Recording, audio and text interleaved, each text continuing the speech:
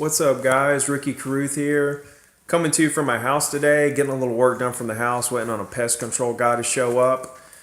So, today I want to talk to you guys about negotiations and things I run into a lot with other agents. It's really, agents trying to predict what their client's going to do and then acting like to me that that's all their client's going to do, but in reality, they have no idea what their client is going to do. The client doesn't even know what they're going to do. So let me give you a scenario. Let's say I get an offer. So let's say I have a listing that we're asking $350 and it's worth $350, $340, and I get an offer for $310, $320, right? So I get the offer for $310, $320. And I take it to my seller. My seller says, just, don't even counter. Just, let's not even respond to that. That's way too low. And I say, no, let's respond. Let's respond to every offer. Respond to every offer. And so they say, okay, I said, let's counter back at 345, something like that. And he's like, okay, counter back at 345. Matter of fact, let's do 347. Okay, let's do 347. I'm like, okay, cool. So I go back to the other agent and say, hey, thank you for the offer. They want to counter back at 347. And she's like, oh, I don't, okay, I don't think I'm going to get them up that high. And I'm thinking, well, ma'am, I actually tell her, I'm like, ma'am, the property is worth 350. They're selling down the road a little newer for 400. There's other ones selling for 350 all over the place. Smaller units are selling for over 300. This is worth 350 all day, and we're coming back at 347. Okay, right? Very reluctantly. You don't have to sell it to me, Ricky. You don't have to sell it to me. It's like, okay. Just take it to your buyer and see what they'll do. I've had so many deals that started out so far apart, and what it boils down to, ma'am, is does your buyer want to buy property? Do they want to buy the property or not? That's what it really boils down to. It's not the price, because the price is right. It boils down to, do they want to buy property or not?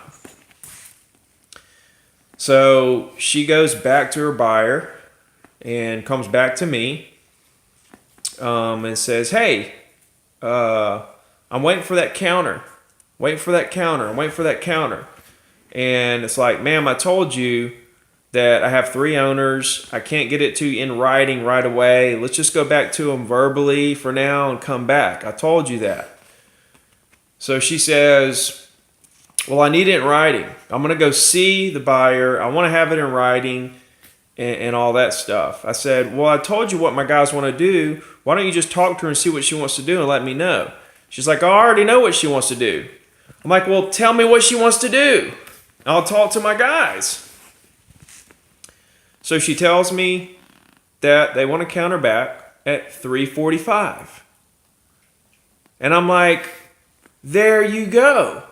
Now we're $2,000 apart on this. So you're proving my point here. You said you didn't think that your buyer would come up much more. All of a sudden, she's up to 345.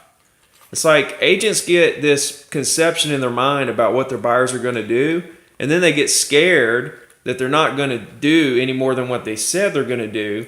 But experienced agents know that people always do more than they say they're going to do. So it's like my guy. He wasn't even going to counter. And then he said 347, firm. He said firm. And I said, okay, well, you guys are at 345. My guy's at 347.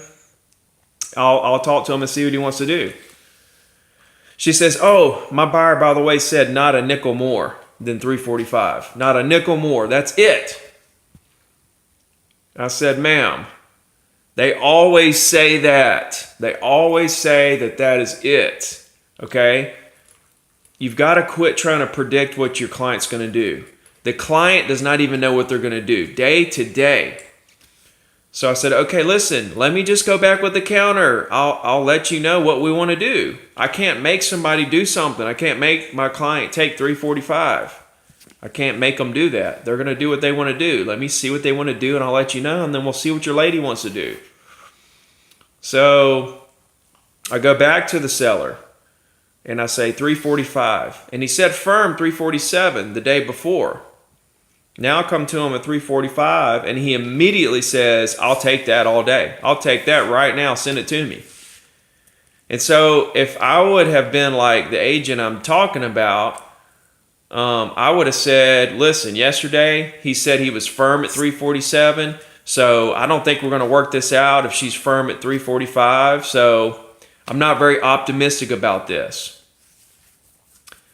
You know, that's what I would have said if I were the same as her. But I understand that people change their minds every second, right? They're willing to do different things every second. So when they tell you they're going to do something in their firm, you can't go by that, because they're going to change their mind right after they tell you that. And if you let a whole day go by, or a whole week, or a whole month, or a whole year, their mind is totally changed on what they want to do, or what they would do if they had an offer, or if something were to happen. People's motivations change constantly. So you can never say, oh, this is what my client's going to do. Now, if you're trying to use it as a negotiation tool, and they say, look, tell them we're firm, or maybe they really are firm. Sometimes they really do stand up for what they say. Sometimes they really are firm, but you can't bank on that. You can't bank on them doing what they say they're going to do and staying where they say they're going to stay. You know, there's always room to squeeze. Sometimes there's not. But you can't go into every situation thinking there's no room, is my point.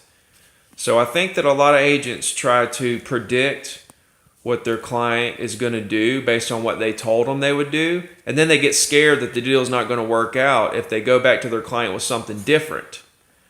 And that's just not a good play. The good play is if you have a willing buyer and you have a willing seller, then a deal is going to be made, right? Price is not the most important thing to everybody in every situation. Okay, sometimes more important to people is actually buying the property or selling the property. Even if they act like price is the most important thing, a lot of times it's not. And so what I want to, get across to you guys today is don't lead in negotiations with fear. And don't try to predict what your client's going to do to everybody else. Don't try to tell clients this is it. Because don't try to tell other agents that represent the other side, this is it, because it's never really it. I mean, rarely people do really stay firm on what they say. And if that happens, then you try to work it out a different way. You look for a different angle.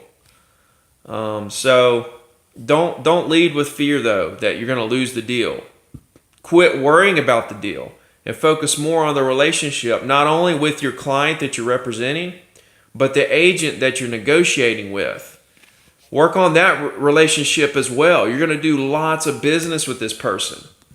Concentrate more on the relationships and let the deals kind of act like, when you pretend to yourself that you don't care about the deals all of a sudden start working out. It's amazing. The deals start working out when you start concentrating on relationships. You start getting the deals.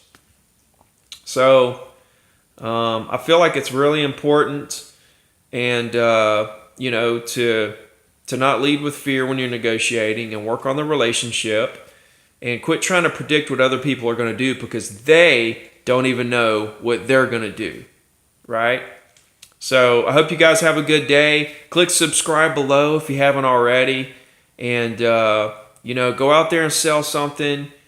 This is an incredible time of year when it's slow this time of year. This is late December. 2018 is fixing to be one of the biggest years of your life.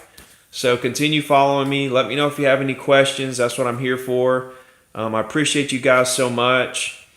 And I'm on this grand journey to reduce the failure rate in the real estate industry. So thanks for all the support and love. comments and messages and just everything you guys are doing to support me. And we'll talk to you real soon.